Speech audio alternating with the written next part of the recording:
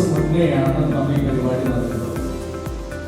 June 26 അന്താരാഷ്ട്ര ലഹരി വിരുദ്ധ ദിനമായി ലോകമെമ്പാടും ആചരിക്കുകയാണ്.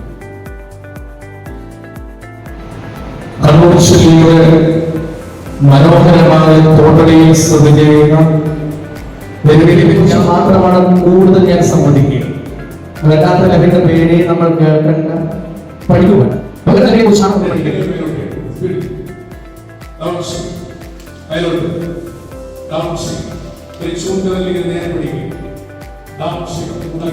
നിങ്ങൾ അടുത്തിരിക്കുന്ന ഓരോ ടീച്ചേഴ്സിനെയും ഹൃദയത്തോടെ ഇങ്ങനെ ചേർത്ത് പിടിക്കുന്ന ഒരു നിമിഷം ഉണ്ടാവണം.